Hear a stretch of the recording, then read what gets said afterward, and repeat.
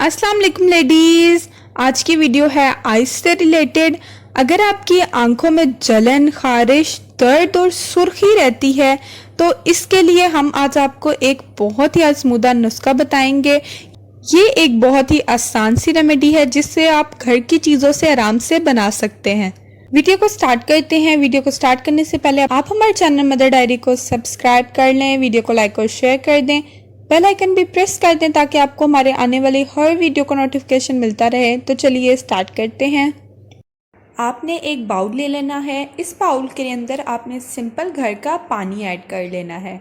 इस पानी के अंदर आपने 1 चम्मच सौंफ डाल लेने हैं।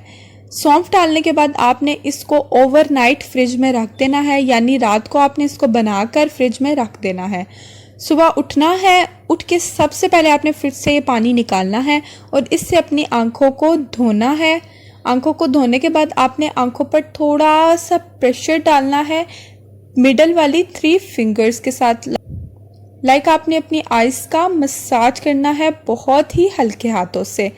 आप देखेंगे कि आपको 1 हफ्ते के अंदर अंदर इसके रिजल्ट्स मिलना स्टार्ट हो जाएंगे।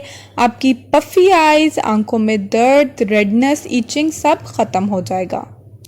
तो ये थी हमारी आज की वीडियो। उम्मीद करती हूँ आपको पसंद आई होगी। कमेंट बॉक्स में ज़रूर बताएं कि आपको हमारी वीडियो कैसी लगी।